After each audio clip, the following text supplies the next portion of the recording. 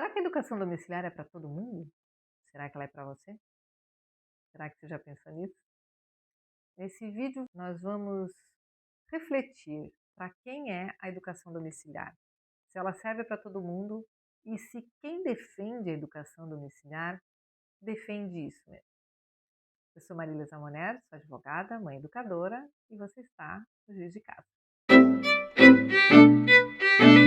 Ultimamente a gente tem percebido que quem defende o direito das famílias de educar parece uma pessoa que está assim defendendo o fim da escola. Já repararam nisso? Uma coisa bem louca, né?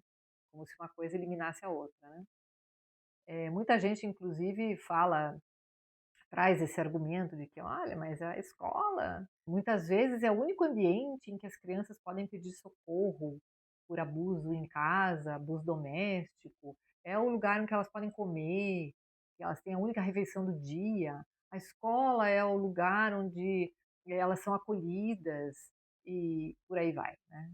Confesso a você que para mim me soa muito estranho, porque parece que essas pessoas entendem que quem está defendendo a educação domiciliar está defendendo o fim da escola. Quem defende a educação domiciliar acha que a educação domiciliar deve substituir a educação escolar e que todo mundo agora tem que educar os seus filhos em casa, não é? E as escolas têm que fechar. Embora você saiba aqui, né, que eu tenho muitas críticas em relação à educação escolarizada, na sua gênese, inclusive, né, a gente não ignora que a escola tem o seu papel.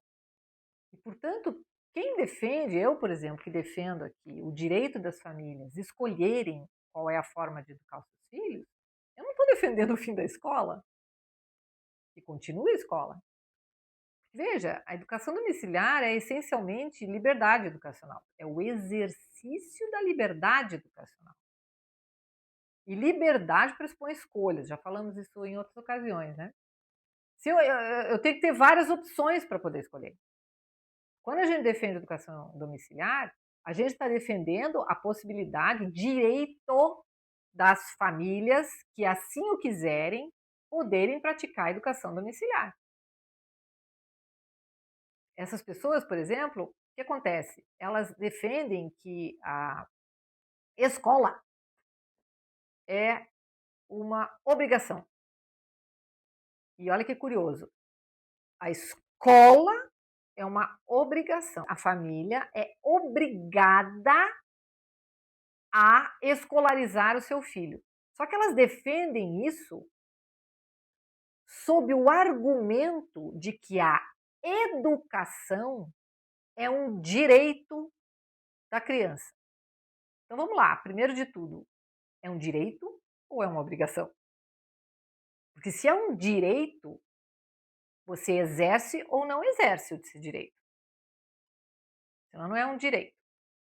Agora, se é uma obrigação, né? Aí alguns poderiam dizer assim, não, é direito da criança, mas é uma obrigação da família. Né? A gente até consegue compreender esse discurso, que é um direito da criança e uma obrigação da família. Agora, a própria criança, ao entrar no sistema escolar, ela é que passa a ser obrigada a frequentar, a se submeter àquele ambiente durante todas aquelas horas e durante todos aqueles dias. Já não se pode mais falar de obrigação da família. É obrigação da criança, é ela que tem que frequentar. Ela que é obrigada a conviver com aquelas pessoas, com aquelas crianças, com aqueles adolescentes, com aqueles professores, aqueles funcionários, dentro daquele ambiente por todas aquelas horas e por todos aqueles dias de 14 anos de sistema escolar. Então, afinal de contas, vamos esclarecer, afinal, é um direito ou é uma obrigação que a criança tem? Né? Bom, a lei diz direito. E mais, o direito que a lei diz, ela diz que é um direito à educação. Ela não fala que é um direito à escola. Então, o que acontece, minha gente, é que essas autoridades confundem educação com escola. Elas fazem uma ligação irreal de igualdade de conceito entre educação e escola. Elas leem. Quando você fala educação, ela lê escola. Olha o nível de condicionamento que nós temos. Nós, como sociedade, temos. A gente falou em educação, você liga com sistema escolar. E não é isso que a lei diz. Não é isso nem que a lei, nem que a Constituição diz, nem que a ONU diz. Educação não é escola. As famílias que educam em casa, elas, número um, cumprem a sua obrigação de educar as suas crianças, os seus filhos, e as crianças estão exercendo o seu direito à educação. Então, se é a família, segundo a Declaração de Direitos Humanos, ao qual o Brasil é signatário, se a família, os pais é quem tem o direito de escolher o gênero de educação, e se a nossa Constituição, inclusive, resguarda a pluralidade de concepções pedagógicas, a educação domiciliar é a educação que, ao mesmo tempo, garante o direito à educação das crianças e adolescentes e exime a família da obrigação de educar as suas crianças. Agora, quem é que pode educar em casa? Para quem é feita a educação domiciliar? É para todo mundo? Será que é para todo mundo? Eu, sinceramente, acredito que não é para todo mundo. A educação domiciliar não é para todo mundo. Não é. Para quem que é, então? Né? Você vai me dizer, tá bom, Marília, então para quem que é? Será que eu posso? Será que não? Para quem que é? Ou para quem que não é? Na minha opinião, a educação domiciliar não é para quem não tem como prioridade a educação das crianças, das suas crianças. Não é para esse tipo de família. A gente já falou em alguns vídeos aqui, eu vou deixar os cards aqui, sobre você conseguir entender o que é importante para você, né? Para você estabelecer de forma consciente o que é importante para você. Quando você estabelece que a educação da sua criança, das suas crianças, é prioridade na sua vida, talvez a educação domiciliar seja para você. Talvez. Por quê? E quando você estabelece que a educação das crianças é prioridade, você organiza a tua vida de tal modo a cumprir com essa prioridade. Isso pode incluir a educação domiciliar. Mas ela não é definitivamente, a educação domiciliar não é para quem não tem a educação das crianças como prioridade. Outro tipo de família também, que eu acho que a educação domiciliar não é para esse tipo de família, é a família que não está madura para assumir as rédeas da educação das suas crianças. Essas famílias, elas têm uma mente tão escolarizada, mas tão escolarizada, tão institucionalizada, que elas não conseguem admitir outras alternativas que não seja aquilo que ela já conhece. Então, para essas famílias, a educação domiciliar talvez também não seja adequada. Para quem é, então, a educação domiciliar? São, em primeiro lugar, para aquelas famílias que colocaram como prioridade absoluta a educação dos seus filhos, é para aquelas famílias que já amadureceram esta ideia, que já perceberam as finalidades da educação escolar e que estão incomodadíssimas com essas finalidades verdadeiras da educação escolar, não se conformam com essas finalidades, então elas querem outra coisa, começaram a abrir a sua mente para outras alternativas, né? E principalmente para aquelas famílias que já chegaram no nível de maturidade dentro dessa jornada de descobrir a educação, tanto a educação escolar quanto a educação domiciliar, e chegaram ao ponto então de se reestruturar, se reorganizar em todos os aspectos para assumir as rédeas definitivamente da educação dos filhos. É preciso ressaltar muito aqui que quando a gente fala, e repetir, né, quando a gente fala de educação domiciliar, a gente está falando tanto do homeschooling quanto do after schooling. Então, muitas vezes, assumir a educação dos filhos, a educação domiciliar, ela não demanda a saída da escola, mas demanda uma configuração mental e organizacional para você protagonizar a educação da sua criança.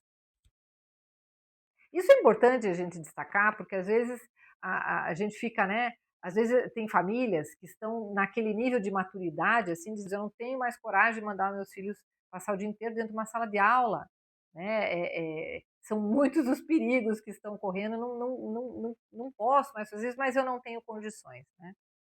Ou porque ainda psicologicamente a gente ainda não chegou naquela fase de maturidade mesmo, né? Quer dizer, é aquela fase de coragem de assumir as consequências, ou porque você sente que você não teria, né, uma estrutura externa para assumir integralmente. Agora, você que já está maduro, já entendeu o que é a educação escolar, qual é a finalidade, para onde ela está levando a tua criança, e você quer assumir as rédeas, você comece pelo after schooling, comece por protagonizar a educação do seu filho, mesmo ele indo para a escola, que é o que? Você neutralizar aquilo que está acontecendo de ruim na escola para o seu filho e você acrescentar aquilo que devia estar acontecendo e não está acontecendo.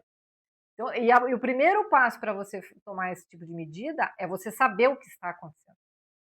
E para isso você tem sim que gastar energia e seus recursos para estar sempre assim atento àquilo que acontece dentro da sala de aula que você não está lá. Que você não está lá, você não sabe, né? Então, eu diria, a educação domiciliar é também para aquelas pessoas que optam por manter as suas crianças na escola.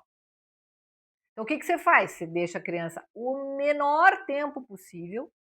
E todo o tempo, a gente já falou sobre o tempo, né? Que a gente tem, vou deixar um card aqui também, um vídeo legal para você ver como que você pode aproveitar os tempos perdidos que você tem por aí para se pra aproveitar todas essas oportunidadezinhas que aparecem de tempo para você educar seu filho, né? Então você aproveita todo esse tempo que você tem para você fazer esse trabalho de after schooling, que é basicamente o quê?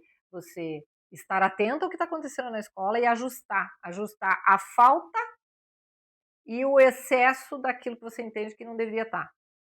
Então aquele aprendizado que está acontecendo, que ou é muita bobagem ou são coisas nocivas, né? São aprendizados nocivos que vão contra os seus valores, as virtudes que você quer é, desenvolver na sua criança, que compromete o desenvolvimento da formação da personalidade dela, ou que estimulam vícios que não são, estimulam vícios, né?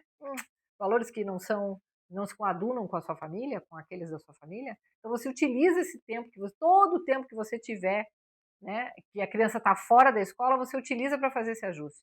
E aí também, nesse momento que você está tomando pé da situação, você vai percebendo quais são as falhas, os buracos de aprendizagem que a escola dá, que a escola produz. E aí você tem que, então, complementar. Seja ensinando matemática, a língua portuguesa, fazendo leitura, exigindo mais do teu filho, porque ele não está sendo exigido na escola. Então, a educação domiciliar é também para essas famílias que mantêm as crianças na escola por quaisquer razões, mas que já amadureceram, já assimilaram e já estão maduras o suficiente para perceber e assumir as rédeas da educação das crianças, que já perceberam os malefícios de uma educação escolar, de uma educação exclusivamente escolar, né? Então, minha gente, é o seguinte, o resumo da ópera, né? Nós temos o seguinte: primeiro, famílias educadoras não são contra a educação escolar. Elas podem ser contra a educação escolar para as suas crianças. Eu, por exemplo, sou contra a educação escolar para minha filha. Então, dentro do exercício da minha liberdade educacional, cumprindo absolutamente com a minha obrigação de educação, como diz lá o artigo 205 da Constituição Federal, e exercendo o direito de escolha do gênero educacional que me é dado pela Declaração de Direitos Humanos, Desta forma, cumprindo a minha obrigação e exercendo o direito de escolha do gênero educacional, estou garantindo à minha filha o direito à educação básica. Então, se a educação domiciliar é uma resposta adequada para as suas angústias que você está percebendo na educação escolar, não hesite em abraçá-la. E você pode fazer exatamente dessa forma. Você começa pelo after schooling.